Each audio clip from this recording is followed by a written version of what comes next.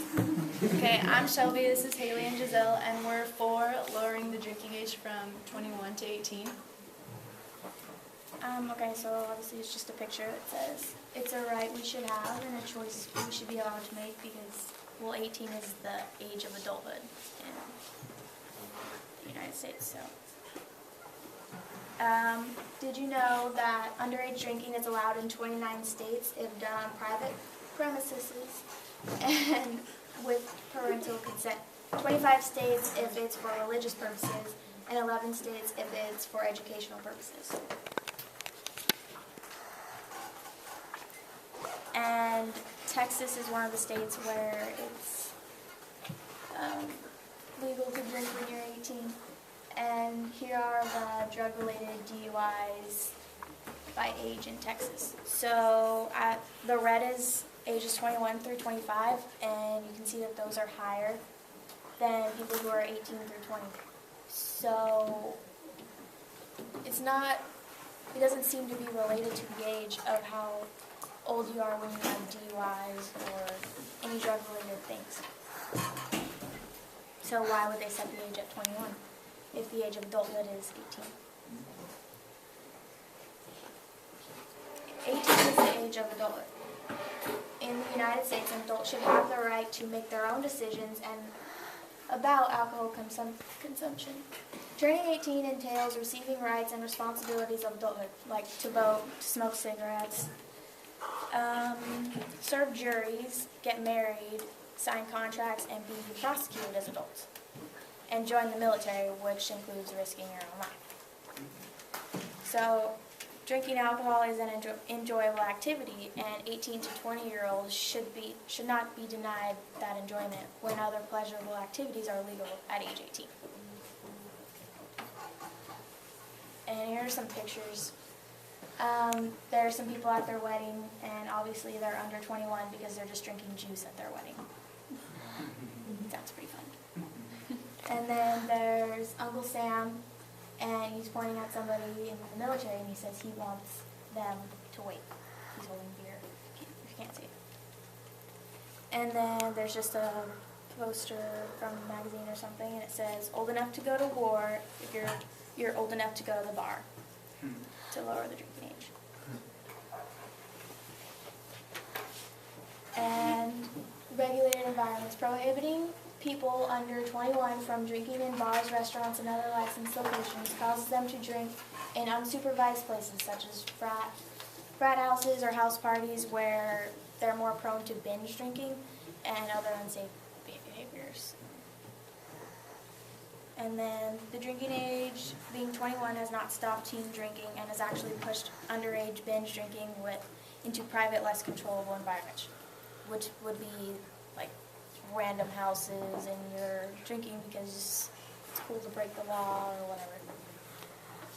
In case you didn't, the MLDA means minimum, legal drinking, yes. And it's not that age isn't associated with lower rates of suicide, homicide, or vandalism.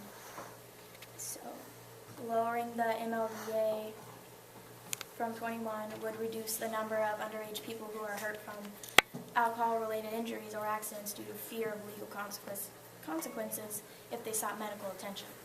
So people who are under 21 that drink and they get hurt or they get in a car accident or anything like that and they run and they don't get medical attention because they're scared about what's going to happen.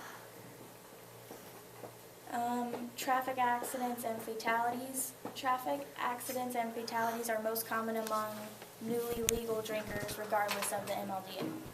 In 2009, the 21 to 24 age group had the highest percentage of drivers in fatal crashes with blood alcohol concentration levels of 0.08 or higher, which is 35%. There are fewer drunk driving accidents and fatalities in countries with MLDA of 18. And the U.S. increased the MLDA to 21, yet the rate of accidents and fatalities decreased less than that of Europe. European countries whose legal drinking age is lower than 21. Okay, like we talked about earlier, the thrill of breaking the law, lowering the age to 18 would delimit the thrill of breaking the law to get a drink. It might not seem like it, that like, oh, like I'm not drinking just because I like breaking the law, but if you, my uncle, he went to college and was like, oh yeah, it's so great to like drink when you're 18, but once I turn 21, I don't like drinking anymore. You can do it all the time, so you don't want to do it. Normalizing alcohol consumption as something done responsibly in moderation will make drinking alcohol less of a taboo for young adults. And then,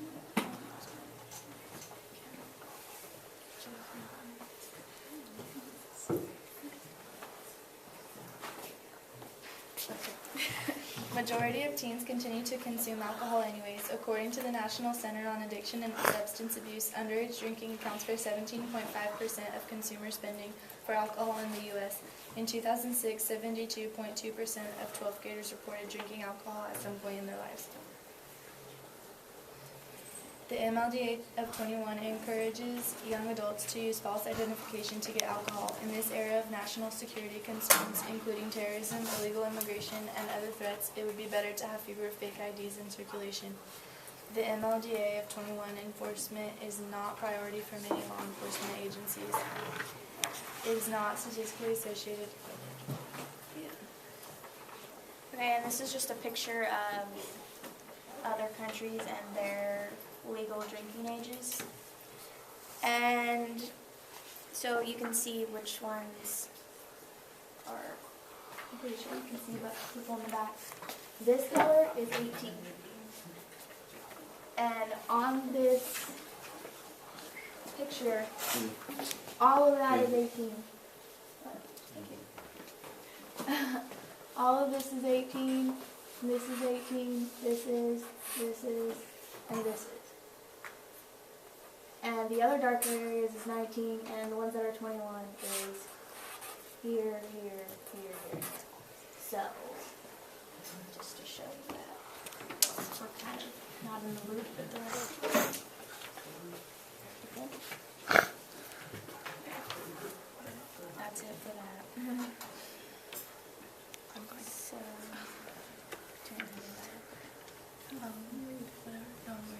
Since the mid-1930s, the legal drinking age in the U.S. has been 21. This changed during the Vietnam War in consideration of young people in military service. After this, there had been no uniform drinking age. Some states are set at 18, while others are set at 19 or 20. And this was dangerous because every state had a different, legal drinking age. So, say ours is at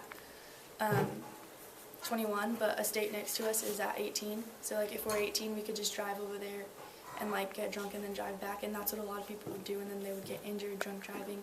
So after this, there was an increase in drunk driving fatalities involving young adults. In 1984, Ronald Reagan passed the Uniform Drinking Age Act, which created a requirement for all states to establish the drinking age at 21 within 5 years, and all states complied. Some states, such as Ohio, allow alcohol consumption in establishments by minors when their parents are present. Most allow parents to serve alcohol to their children in their own homes. Proposals to lower the drinking age for purchase or service or for those under 21 in the military have been proposed in Vermont, Missouri, Minnesota, Kentucky, Wisconsin, and South Carolina, and none have passed. But John McCardell, former president of Middlebury College, spoke out about the problems of underage drinking and advocated for lowering the drinking age in his state and the country. He formed Choose Responsibility in 2007, a nonprofit group who aims to investigate the issue of youth and risky alcohol use and to promote consideration of lowering the drinking age. It is argued that lowering the age will end dangerous drinking. McCardell went on to form the Amethyst Initiative, a movement among college presidents who agreed that irresponsible drinking by young people continues despite the minimum legal drinking age of 21. And there's a culture of dangerous binge drinking on many campuses. We can kind of compare this to the time of Prohibition, which banned most alcohol in the United States from 1920 to 1933. It normalized the frenzied sort of drinking that occurs today at college parties. Like in speakeasies, the goal was to drink as much as soon as possible because you never knew when the feds were going to show up. It's kind of failing because it kind of encourages young people to dodge the system today. And like 18-year-olds see it as forbidden fruit, as they would call it.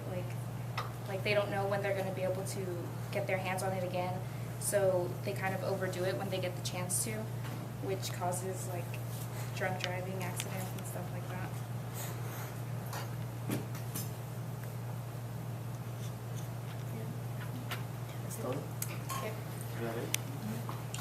Alright. So the first thing I want to say is, What's your name? That's the first thing you want to say. we didn't introduce ourselves. My name's Isaiah. Mine's and I'm Sergio Gomez. And the basic reason why we're here is to argue that allowing 18-year-olds to legally purchase and consume alcohol will only take away from the responsibilities as an adult and endanger lives of others and make young adults more prone to risky behavior. So the first thing I want to say is, as an 18-year-old, you're going through starting your life. I'm 18. I'm pretty sure all three of you are 18, correct? Starting your life. You have to make decisions, and alcohol takes away from them drastically. You could get caught up in the wrong scene. One wrong incident with alcohol, you could be done, you know? And it's just medically irresponsible for the national government to let 18-year-olds drink. Alcohol consumption will interfere with the development of the young adult brain. The potential for chronic addiction, memory loss, depression, and violence are all increased with alcohol consumption. And we're all in high school and we're 18, and we're mingling around with younger students who are not allowed to drink. That's only going to want more high school kids to drink. It's going to increase alcohol in the high school system, and it's going to be hard to separate. Also adding to his medical situation, do you know that your kidneys are fully developed at age 21, and that's one of the reasons why your age is put at 21? And this has happened to us American people before, so we cannot repeat history. Between 1970 and 1975, 29 states out of our 50 continuous states decided it was a smart idea to lower the drinking age to 18, 19, or 20. And this resulted, like she said, new drinkers on the road. More car accidents, of course, because they're new drinkers. In America, we have developed a culture of prohibition, obviously. We prohibited it already. So the people of America already have the tendency to reject alcohol. And parents growing up as an American, they don't want their kids drinking. I'm pretty sure none of your parents want you drinking, even if you're 18. I live at home still, and my parents would not like it. So that's going to cause problems at home, obviously.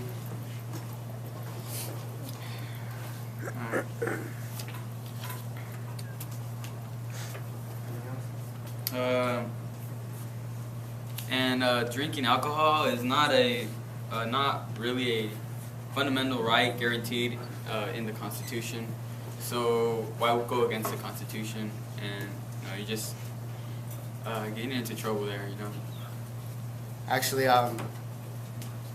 the federal government they wanted everybody to change the drinking age to 21, so they withheld highway funds, 10% of highway funds, to make them change it to 21. And it actually worked for most states. Louisiana is still suffering from 18-year-olds trying to drink because their roads are so horrible now. Louisiana, as you should know, has the worst roads in the U.S., and it's because they wanted 18-year-olds to drink.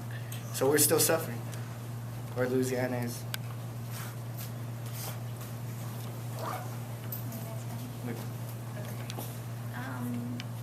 Just have one thing. If I'm starting my life and I'm starting that transition in my life where I'm 18, why can I vote and make decisions that have to do with our government and smoke cigarettes and decide to get married, which can lead to divorce and everything like that, but I can't drink? Isn't that kind of along the same line? And the thing is, 18-year-olds are drinking anyway. High schoolers are drinking anyway. The law really isn't stopping them from doing that. They're not enforcing it. Yeah, and if you're worried about like saving lives or stopping accidents or whatever. Not too long ago, there was a 65-year-old who, 67. whatever, a 60-year-old, doesn't matter, who was intoxicated and killed the lives of 2 people, and he was involved in 2 hit and runs before that. So it can happen. Accidents involving like drinking can happen at any age, not necessarily 18-year-olds. And if they give us the chance to start drinking at 18, then maybe it'll show 18-year-olds to be more responsible with that, because they know they'll have the opportunity to, but maybe they'll decide not to instead.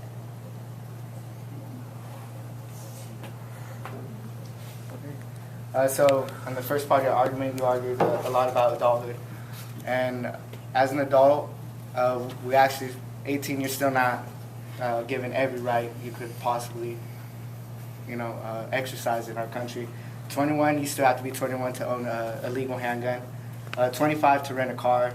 35 to be president of the United States. And they do this for a reason. It's because you've experienced life more. You're more developed. You're more developed mentally.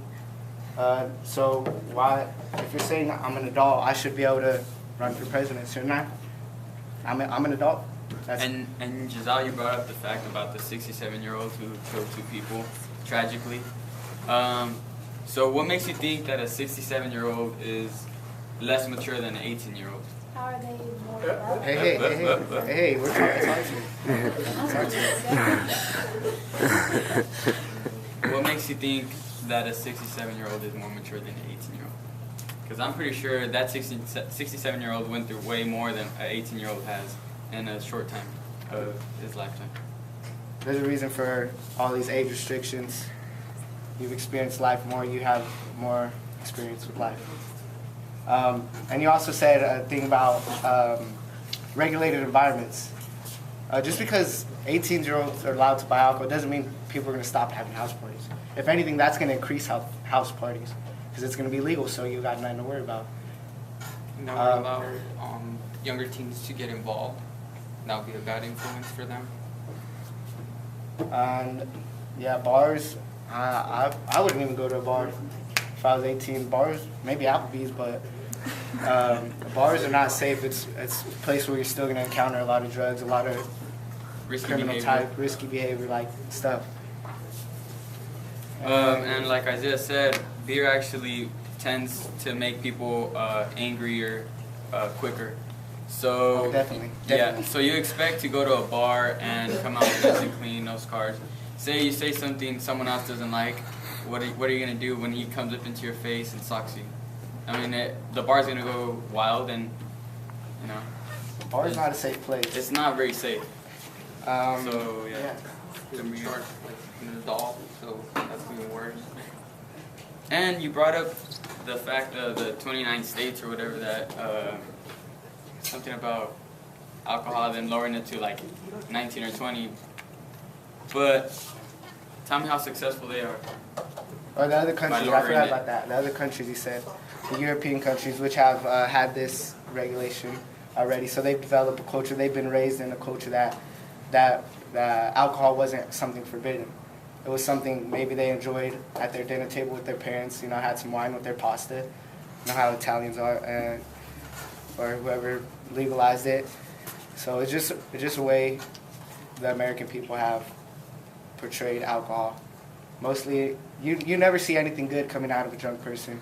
When have you seen headlines like "drunk person saves the day" or "drunk man rescues kitty"? There's nothing like that. So with more people in the population drinking, there's no. And also, you talked about divorces. Well, drinking also leads to divorces. If you didn't know that. The last one I wanted to talk about is the forbidden fruit. It's still going to be forbidden to 16, 17-year-olds, so it's going to make them, like the fruit, Make them want more. it's going to just come down a little bit. It's still going to be forbidden, but it's low-hanging fruit now. The fruit is just a little closer to those 13-year-olds. Which means, what he's trying to say You can is just get a little step ladder. that you bring the age of drinking to 18. Now, what are the 13-year-olds gonna think that they could bring it down to 13? And then what are the kids younger than them gonna think? It's a never-ending cycle. It's just never gonna end. I mean, sooner or later, we're gonna freaking give our babies beer, alcohol, right when they're born. And that's it for us. Any questions from the group out there? I have a question. What was the point of the map you showed? I kind of didn't understand. The map at the end, Yeah, the map you showed about just to show you guys how the rest of our countries are running it and how Other we nations? are. Okay, and so how- you think we should be following other nations? I think America, that the superpower, it's kind of, greatest nation. I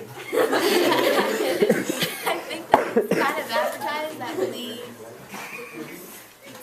I think that all the nations should be kind of united, kind of together, and it seems like everyone's on the same boat, and then we're just there. So. Okay, Saved by the Bell, let's give them a hand.